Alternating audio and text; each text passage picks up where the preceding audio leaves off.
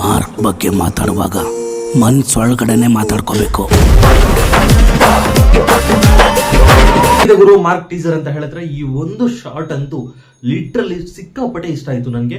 Over all teaser ಯಾವ ತರ ಇದೆ ಅಂತ ಹೇಳಕ್ಕಿಂತ ಮುಂಚೆ ನಮ್ಮ ಚಾನಲ್ ಏನ ಫಸ್ಟ್ ಟೈಮ್ ವಿಸಿಟ್ ಮಾಡ್ತಾ ಇದ್ರೆ ಅಂತ ಹೇಳಿದ್ರೆ ಕಂಟೆಂಟ್ ಒಂದ್ಸರಿ ಚೆಕ್ಔಟ್ ಮಾಡಿ.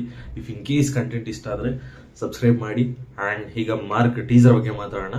ಲಿಟ್ರಲಿ ಸುದೀಪ್ ಅವರ ಕೆರಿಯರ್ ಅಲ್ಲೇ one of the best making ಅಂತ ಹೇಳ್ಬೋದು. ಆ ಕ್ಲಾರಿಟಿ ಆಗಿರ್ಬೋದು ಅಂಡ್ ಆ ಲೊಕೇಶನ್ಸ್ ಆಗಿರ್ಬೋದು, ಒಂದು ಪ್ಯೂರ್ ಗ್ಯಾಂಗ್ಸ್ಟರ್ ಮೂವಿ ತರ ಅನ್ಸುತ್ತೆ. And kudos to the director. ನಾವು ಪ್ರೀವಿಯಸ್ ಆಗಿ ಫಸ್ಟ್ ಲುಕ್ ಬಂದಾಗ ಸಂವೇರ್ ಸ್ಯಾಟಿಸ್ಫ್ಯಾಕ್ಷನ್ ಆಗಿರ್ಲಿಲ್ಲ ಅಂಡ್ ತುಂಬಾ ಜನ ತುಂಬಾ ಬ್ಯಾಡ್ ಆಗೆಲ್ಲ ಕಮೆಂಟ್ ಮಾಡಿದ್ರು. Okay, that's completely fine, because ಆ ಮೂಮೆಂಟ್ ಅಲ್ಲಿ ನನಗೆ ಏನು ಅನಿಸ್ತು ನಾನು ಅದೇ ಹೇಳದ.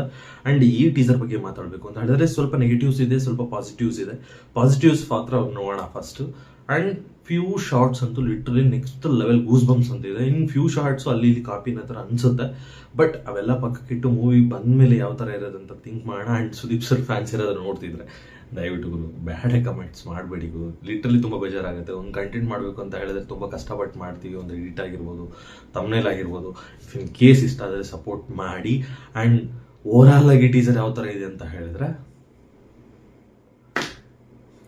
ಈ ವಿಡಿಯೋಗೆ ಇಷ್ಟ. Thank you so much. ಸಿಗೋಣ ನೆಕ್ಸ್ಟ್ ವಿಡಿಯೋದಲ್ಲಿ. ಟಿಲ್ ದೆನ್ ಬಾಯ್.